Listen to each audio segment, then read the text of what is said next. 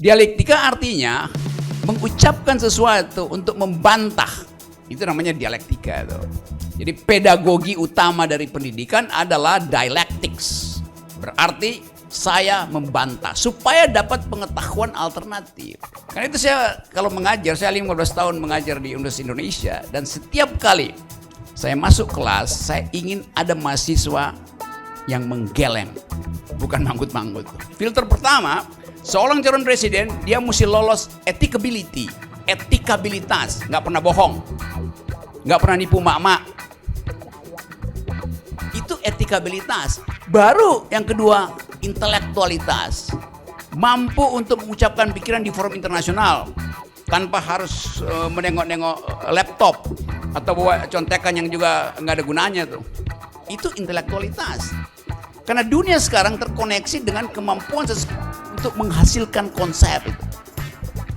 Baru yang ketiga, elektabilitas.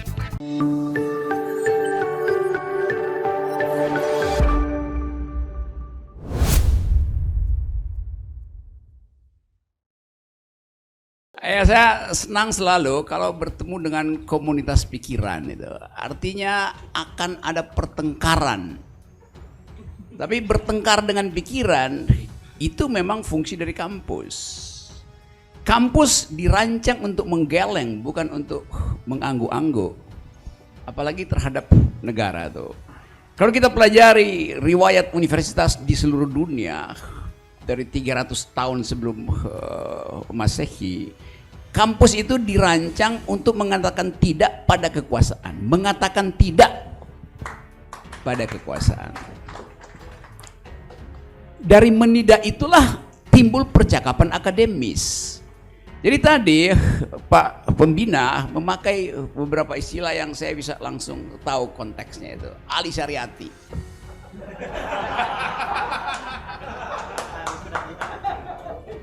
Orang yang belajar agama, belajar filsafat, belajar politik gitu.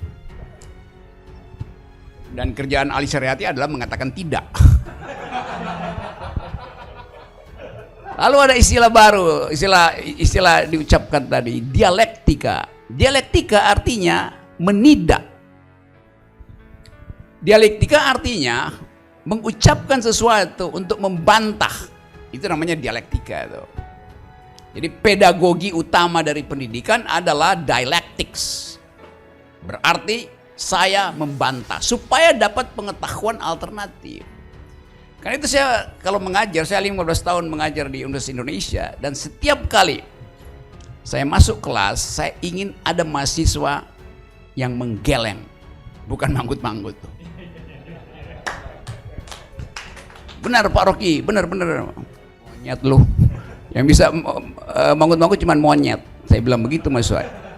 Jadi kalian mesti menggeleng. Pak Rocky bohong, bego, dungu, nipu segala macam di dalam hati tentu ya. Sehingga saya dapat ekspresi bahwa dia ingin bertengkar dengan saya. Mahasiswa itu bukan murid saya, mereka adalah teman berpikir saya. Namanya TTM, teman berpikir. Universitas Balikpapan, Uniba itu bukan Universitas Balikpapan, Universitas Berakal, Uniba. Dan Anda tahu, pikiran hanya disebut pikiran bila ada yang menentang pikiranmu. Kalau Anda berpikir dan gak ada yang menentang, Anda tulis tesis, Anda tulis disertasi, gak ada yang membongkar tesis Anda, itu artinya tidak ada dialektika. Buat apa kita ajukan pikiran dan orang manggut-manggut? Itu bedanya antara berpikir dan berdoa. Berdoa gak akan diganggu. Berpikir harus diganggu. Apalagi pikiran kekuasaan. Ini saya Kaltim Post headline hari ini, investor tertarik bangun mall di ibu kota, di IKN tuh. Kenapa nggak bangun kampus? Karena bayangan tentang ibu kota adalah kemewahan. Jadi belum apa-apa investor udah tahu bahwa begitu IKN dipindah ke Kaltim, kekayaan akan terbagi merata pada seluruh masyarakat Kaltim sehingga daya beli Kaltim itu naik. Optimismenya begitu. Padahal barusan kita dengar semacam pesimisme bahwa distribusi tidak dihasilkan, otonomi daerah itu adalah permainan di atas kertas saja. Jadi kalau kita tanya investor tertarik bangun mall di ibu kota, ini sekedar semacam sinisme. Ini baru berlaku investor tertarik bangun mall di IKN kalau Kaltim betul-betul berdaulat. Daulat yang paling tinggi artinya merdeka. Jadi kalau Kaltim merdeka, ini bisa dilakukan nih. Tapi kenapa kita tidak mau mengganggu pikiran yang menganggap bahwa NKRI harga mati? Kenapa kita tidak berpikir bahwa ini negeri ini terlalu besar, sehingga kalau dibuat negara-negara kecil mungkin lebih berbahagia kita tuh. Semacam persemakmuran Indonesia. Di dalamnya ada negeri Kaltim merdeka. Ada Riau, ada Aceh, ada Papua. Kan semua itu adalah potensi untuk menghasilkan kembali keadilan. Kenapa Papua marah-marah, bergolak? Kenapa Aceh ingin merdeka? Kenapa Riau juga mempromosikan otonomi semaksimal mungkin? Demikian juga Maluku, Minahasa. Jadi faktual, semua kita sebagai bangsa, kita tidak berupaya untuk melihat kemungkinan bahwa kalau negara ini dibuat kecil-kecil, bangsa ini dibuat kecil, mungkin kita lebih bahagia. Sama seperti Amerika, ada negara bagian tuh, persemakmuran Inggris segala macam. Jadi bayangkan itu, ini kalau ada teman di sini yang bikin tesis doktornya itu, saya mau jadi pembimbing tuh. Karena bangsa ini memang dimaksudkan dari awal untuk bersatu karena ada perbedaan. Kan filosofi ini kita bersatu karena ada perbedaan. Dulu pemikir bangsa kita berpikir begitu. Karena ada perbedaan kita mesti bersatu. Sekarang dibalik, demi persatuan tidak boleh ada perbedaan. Itu konyol cara berpikir istana itu. Ya, betul. Sekarang semua headline harus sama. Semua kampus di Kalimantan harus sama, yaitu pro IKN. Padahal saya tahu banyak dosen yang merasa ragu dengan IKN itu. Ya, sebagai akademisi, coba kita gambarkan, kalau dia akademisi, dia tahu bahwa keputusan politik yang menyangkut hidup orang banyak harus dimulai dengan AMDAL. AMDAL dulu, baru keputusan politik.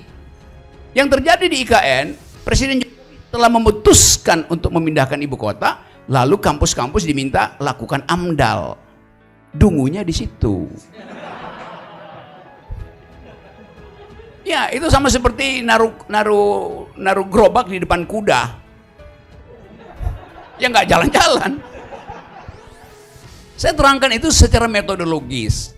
Kalau kita belajar environmental ethics, AMDAL di dalam filsafat lingkungan adalah usaha maksimal untuk menghalangi pembangunan infrastruktur. Itu filosofinya. Kalau akhirnya lolos, itu artinya infrastrukturnya betul-betul environmental friendly, ecological sound. Itu intinya tuh. Jadi memang AMDAL itu adalah nasihat alam untuk melindungi dirinya sendiri. Jadi filosofi itu mesti kita pastikan ada di situ tuh. Sekarang kita lanjutkan dengan keadaan kita hari ini. Apakah kita tadi masih bisa memikirkan masa depan itu? Tadi saya di tempatnya Brand Politika membahas soal kecemasan generasi muda sedunia tentang masa depan. ILO barusan mempublikasi hasil riset mereka tentang apa yang disebut harapan setelah COVID selesai itu. Di situ diperlihatkan bahwa, dan ini penting diingat oleh teman-teman di sini, usia kerja 15 sampai 25 tahun setelah COVID adalah usia yang paling rentan untuk mengalami penderitaan karena tidak ada pekerjaan. Itu di seluruh dunia tuh, begitu tuh. Dan dari skala 15 sampai 25, perempuan adalah yang paling rentan terhadap janji masa depan.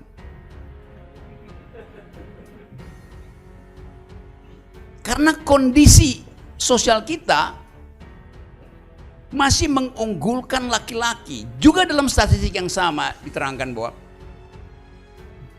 yang berpotensi untuk masuk lapangan kerja 40% adalah laki-laki, perempuan hanya 17%. Jadi Anda lihat bagaimana dunia ini masih rentan terhadap gender equality. IKN itu juga adalah akibat dari arogansi patriarki. Dengan asumsi bahwa bila ibu kota dibangun, maka lapangan kerja akan terbuka. Padahal kita tahu di Kaltim ini kondisi SDM-nya sangat parah itu. Coba bayangkan kalau Pak Jokowi bilang, saya akan bangun kampus dulu, baru saya bangun ibu kota negara. Supaya Kaltim bisa jadi ibu kota pikiran. Itu yang lebih mewah sebetulnya tuh. Nggak ada di dunia ini orang menganggap bahwa satu waktu ibu kota itu akan dianggap sebagai, yaitu artefak aja, orang nggak peduli itu. Karena orang akan berkantor di cloud. Elon Musk sekarang sudah merancang kota di Mars. Anda baca kira-kira 2 minggu lalu, salah satu perancang kota masa depan di Mars adalah seorang perempuan warga negara Indonesia. Arsitekturnya dihitung sedemikian rupa sehingga memungkinkan orang bisa bekerja dari Mars. Jadi bayangkan seorang perempuan Indonesia sudah sedang merancang perumahan di Mars, sementara seorang laki-laki presiden Indonesia masih ingin nanam beton di Kalimantan Timur. Jauh betul jarak intelektualnya. Sungguh ini saya serius mengatakan itu. Tapi Anda bisa buka di internet tentang Future City yang dirancang oleh perempuan Indonesia. Yang lari dari Indonesia ketika kerusuhan 98. Dan dia diterima di Harvard, di segala macam pusat, sekarang disewa sebagai konsultan arsitektur ruang angkasa. Otak Indonesia itu justru diselamatkan oleh teknologi Amerika Serikat. Dan kita di sini masih bicara tentang ibu kota baru. Apa relevansinya? Tentu itu bernilai sebagai hal yang secara ekonomi bisa menghidupkan lapangan kerja. Tapi dari perspektif ilmu pengetahuan itu adalah barang yang udah nggak laku. Orang bangun ibu kota nggak laku. Tapi presiden masih bilang, dan semua para pendukung ide itu akan jadi semacam surga kecil. Nanti ada taman bunga di situ, ada lampu-lampu bercahaya, air mengalir deras, di mana-mana ada internet. Yes, 5 tahun ke depan bahkan itu udah nggak ada di dalam pelajaran arsitek. Nggak ada pentingnya itu. Mungkin dalam 2 tahun selesai barang itu. Karena ilmu pengetahuan berubah setiap 8 jam. Efek estetik kita yang membayangkan planet Mars itu membatalkan semua asumsi tentang apa yang disebut konstruksi itu. Mungkin nanti dalam 2 minggu ke depan kita bergantor di hologram itu. Saling posting hologram dan bercakap-cakap melalui hologram itu. Jadi saya mencoba mengungkapkan ini sebagai potensi untuk menghadapi masa depan yang tidak pasti itu. Nah, di mana itu dimulai? Dari percakapan semacam itu buka perspektif. Gitu. Jadi sekali lagi, masalah-masalah mendasar kita adalah kita takut di luar kebiasaan. Nah, kampus harus mulai dengan memastikan bahwa saya ingin berpikir di luar kebiasaan. Do think the unthinkable. Itu dalilnya tuh. Nah, karena itu mulailah dengan menggeleng. Kalau dosen Anda masuk kelas, menggeleng aja. Salah Pak, kurang, kacau. Karena dosen ilmu fisika misalnya, yang nggak baca jurnal 2 minggu terakhir, pengetahuannya langsung hilang.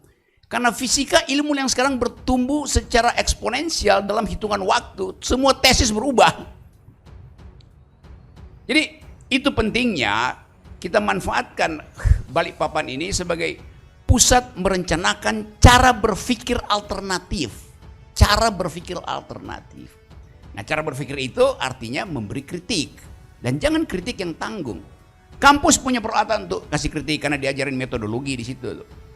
Kalau kekuasaan diajar untuk berbohong. Karena saling menutupi masalah. Kita nggak lihat misalnya, coba Anda buka sedikit berita beberapa hari lalu, dan Anda lihat bagaimana setiap menteri mengucapkan hal yang berbeda dengan menteri yang lain. Kenapa begitu? Karena kalau sidang kabinet, Presiden Jokowi belum pernah Presiden Jokowi muncul untuk menerangkan hasil sidang kabinet. Nggak ada, padahal dia yang memimpin sidang kabinet. Begitu Presiden Jokowi selesai sidang, dia ke dalam, dan dia nggak tahu siapa yang akan ucapkan hasil sidang kabinet. Kadang-kala Mahfud depan mic ngomong ekonomi, padahal dia Menteri Pertahanan, nggak ngerti apa-apa. Kan itu yang terjadi. Pak Muldoko ambil alih, padahal dia bukan anggota kabinet, dia KSP itu.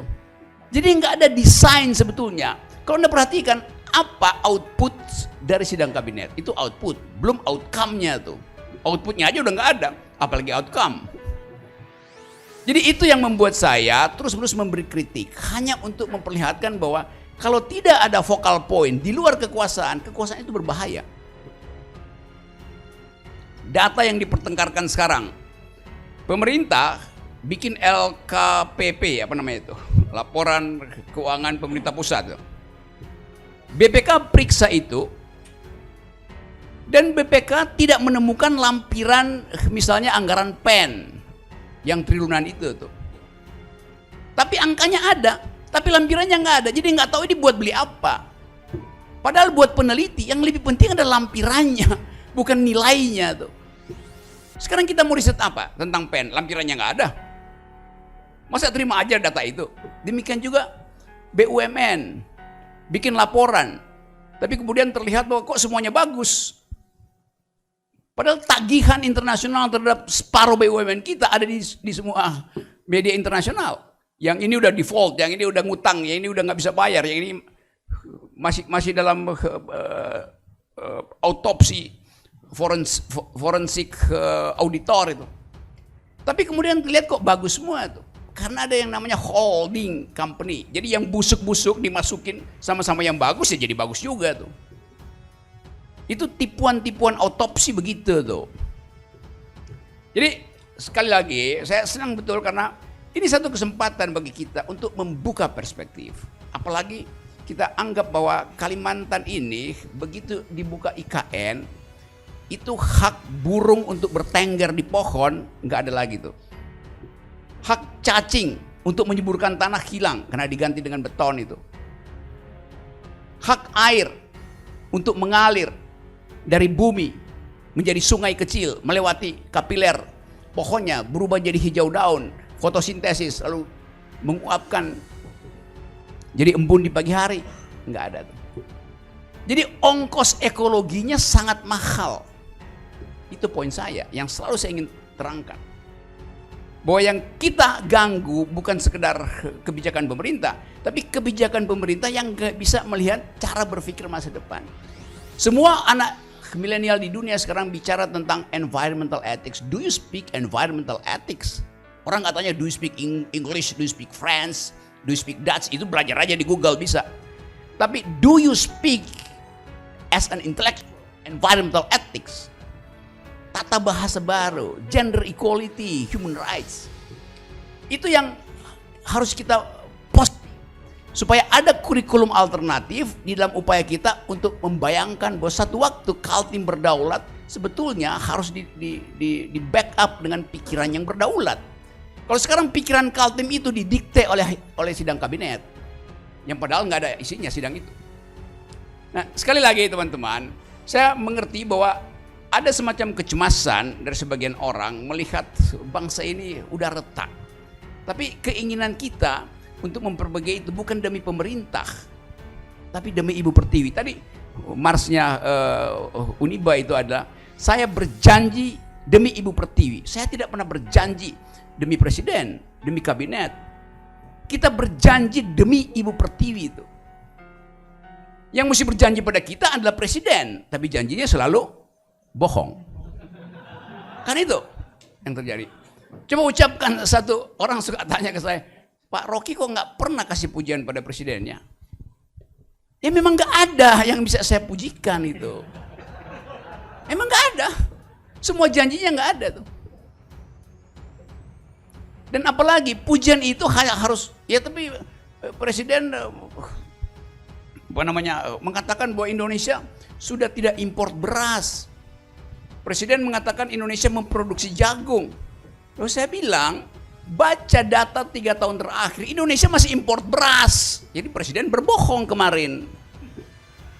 Kita nggak lagi, kita jadi eksportir jagung. Iya, yang terlihat kita menjadi eksportir jagung. Tapi bulan lalu saya masih ada di Bima. Di Bima itu dulu, sepanjang jalan dari, saya naik ke Gunung Tambora, dari Bima menuju Tambora, ke Gunung Tambora, itu ada hutan yang hijau. Kemarin sebulan lalu saya lewat, itu udah dicoklat semua. Karena ditanamin jagung, dan jagung begitu dipanen berantakan tanahnya tuh.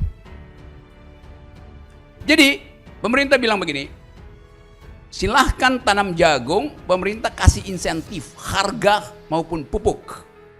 Lalu petani Bima beramai-ramai merambah hutan karena ada iming-iming dari pemerintah pusat. Salah nggak petani Bima? Enggak. Mereka membutuhkan kehidupan. Tapi pemerintah pusat tidak pernah meneliti lahan yang disediakan itu justru melakukan perusakan lingkungan. Dan bukan cuma itu, saya meneliti di situ bahwa pupuk buat jagung itu hanya bisa buat jagung, buat tanaman lain dia jadi racun. Jadi nggak bisa lagi diganti, selain tanah itu mesti dilongsorkan dulu. Lebih dari itu, punggung gunung di sekitar Teluk Bima itu, karena udah kena racun, pestisida, jagung segala macam, dia jatuh ke Teluk Bima. Sehingga satu waktu tuh ribuan ikan itu ngambang, mati. Ketika diteliti, oh itu karena racun dari gunung itu jatuhnya ke teluk. Itu betul-betul ini teluknya dikelilingi. Jadi kita lihat tadinya hutan, sekarang kita lihat kebun jagung. Jadi nggak ada perspektif ekologi di situ. Memang Indonesia akan dianggap oke, kita sekarang mampu memproduksi jagung, tapi sekaligus kita mematikan ikan. Kan konyol cara berpikir itu, bukan konyol, dungu. Jadi itu yang saya sebut berpikir alternatif. Demikian juga kalau kita membayangkan masa depan Kalimantan Timur. Kita harus berani memikirkan Indonesia pasca Jokowi bentuknya kayak apa. Semua bayangan kita tentang NKRI, kita sebut NKRI harga mati itu. Coba diuji misalnya secara ilmu pengetahuan. Kalau terjadi konflik bersenjata di Laut Cina Selatan dan nyambung ke Teluk Taiwan antara Cina dan Amerika, berapa lama daya tahan NKRI harga mati itu? 14 jam. Begitu terjadi perang di Cina Selatan, Indo-Pasifik, armada ke-7 Amerika dari Filipina, dia naik ke Okinawa, yang dari Okinawa turun ke Singapura, lalu kita dijepit di Cina Selatan. Kita masih mengimpor kentang, bawang putih dan merah, kedelai, daging sapi, daging ayam melewati Cina Selatan. Obat-obatan antibiotik di situ semua. Jalur BBM kita ada di situ. Kalau dijepit di situ dan di atas udara kita, Amerika bilang no fly zone, nggak boleh ada pesawat terbang di situ tuh. Dalam 14 jam, bayangkan berapa banyak mahasiswa yang nggak bisa lagi makan Indomie. Berapa banyak ibu-ibu di puskesmas yang tidak punya antibiotik, lalu rahimnya mengalami infeksi, dan gugurlah calon-calon pemimpin generasi baru. Itu konsekuensi. Jadi kalau kita bilang Indonesia NKRI harga mati, ya matinya dalam 14 jam. Dan kita nggak mendengar misalnya Presiden Jokowi kasih semacam public address tentang potensi krisis di Indo-Pasifik. Padahal di depan mata kita itu berseliweran kemarin di atas Taiwan, manuver pesawat Cina di situ. Kalau terjadi kekacauan di situ, Bandara Balikpapan akan dipaksa Amerika untuk tempat dia parkir pesawat tempur. Lalu IKN jadi apa? jadi landasan pacu pesawat Amerika. Jadi bayangan itu mesti kita aktifkan di pikiran, bahwa potensi perubahan global itu berbahaya bagi Indonesia yang tidak stabil secara ekonomi dan keakraban sosial tidak dihasilkan oleh pemerintah. Jadi kemana kita arahkan seluruh orasi ini? Ya pada Presiden Jokowi. Masa pada Rektor Uniba? Kan beliau yang berjanji bahwa akan ada 10 juta lapangan kerja. Gak terbukti itu. Iya karena COVID. Sebelum COVID lapangan kerja tidak dihasilkan. Jadi itu inti pikiran kita hari ini yang ingin kita diskusikan. Yang terakhir, Presiden diperintahkan oleh konstitusi untuk 2 tugas. Tugas pertama adalah cerdaskan kehidupan bangsa. Tugas kedua adalah pelihara fakir miskin. Hanya itu tugas konstitusi pada presiden. Itu wajib dijalankan presiden. Kalau kita uji sekarang, cerdaskan kehidupan bangsa. Yang mau dibangun adalah mall. Nggak ada orang jadi cerdas setelah mondar-mandir nyari barang kortingan di mall. Jadi dari awal kita lihat desainnya nggak ada. Sementara Anda lihat misalnya di universitas-universitas negeri hari ini, universitas di luar negeri hari ini, ada pelajaran tentang cryptocurrency. Nggak ada di Indonesia tuh. Padahal dalam 2 tahun ke depan semua infrastruktur ekonomi akan diselenggarakan melalui cryptocurrency. Di seluruh universitas di dunia sekarang ada mata kuliah tentang mitigasi, tentang bagaimana tindakan awal bila ada kebakaran hutan, bila ada kebakaran gedung. Karena dianggap bahwa fasilitas-fasilitas yang disediakan oleh modernisasi itu udah lapuk semua tuh. Jadi terlihat bahwa desain kita itu tidak bertumpu pada kebutuhan masa depan itu. Jadi kalau teman-teman di sini ingin melihat masa depan, mulailah dengan memberi kritik terhadap keadaan hari ini yang disebabkan oleh ketidakcukupan pikiran dari kekuasaan. Nah, berbahaya sekali kalau pikiran kekuasaan itu tidak mencukupi itu. Nah, karena itu yang terakhir mungkin kita sekarang dihipnotis dengan baliho di mana-mana tentang sini jadi capres itu capres. Terus setiap hari saya ditanya wartawan, Bung Rocky mau pilih siapa itu? Saya tanya pilihannya mana? Itu 7 orang yang ada di baliho itu. Loh, itu baliho dipasang oleh partai politik, bukan saya yang pasang. Bukan Universitas Balikpapan yang pasang. Lain kalau Universitas Balikpapan mengundang semua calon presiden di sini berdebat dengan saya. Siapa yang lolos, dia diajukan. Kan begitu cara berpikir kan? Ngerti nggak semua calon presiden tentang apa yang barusan saya terangkan tadi? Itu terlihat semakin besar baliho seseorang, semakin takut dia bertengkar di universitas tuh. Ya. Dan kita kagum dengan baliho yang besar itu. Tapi kita nggak tahu otaknya di mana. Kan memeriksa otak itu di dalam perdebatan, bukan dengan pasang baliho. Kampanye itu artinya berlawanan pikiran, melawan pikiran, itu namanya kampanye. Nggak ada orang melawan pikiran kalau kampanye di atas panggung dangdut. Jadi saya ingin agar supaya Universitas Balikpapan berpolitik dengan maksud menguji kapasitas seseorang. Nah, apa ujiannya? Elektabilitas bukan. Kalau seseorang diundang ke universitas, dia nggak boleh datang dengan Pak Rektor, ini elektabilitas saya. Lembaga mana yang rating Anda itu? Semua lembaga tukang bohong. Yes. Kecuali brand politika. Yang tadi barusan secara jujur, saya bongkar tadi prestasi awal. Rebranding dengan riset yang betul-betul mikro untuk mengetahui apa yang terjadi di kecamatan itu, pikiran kecamatan itu, bukan pikiran negeri. Jadi sekali lagi, undanglah mereka ke sini bukan untuk minta mereka pamerkan elektabilitasnya, tapi pamerkan etikabilitasnya, pamerkan intelektualitasnya, baru elektabilitas. KPU memang cuma peduli dengan elektabilitas, Tapi kampus harus bikin 3 filter. Filter pertama, seorang calon presiden dia mesti lolos etikabilitas, nggak pernah bohong, nggak pernah nipu mak-mak. Itu etikabilitas. Baru yang kedua, intelektualitas. Mampu untuk mengucapkan pikiran di forum internasional tanpa harus menengok-nengok laptop atau bawa contekan yang juga nggak ada gunanya tuh. Itu intelektualitas. Karena dunia sekarang terkoneksi dengan kemampuan seseorang untuk menghasilkan konsep itu. Baru yang ketiga, elektabilitas. Jadi undang semua capres di situ, bilang kami akan uji etikabilitas Anda, intelektualitas Anda, baru terakhir elektabilitas Anda. Siapa akan uji? Bilang dosen Universitas Balikpapan. Namanya Rocky Gerung. Terima kasih.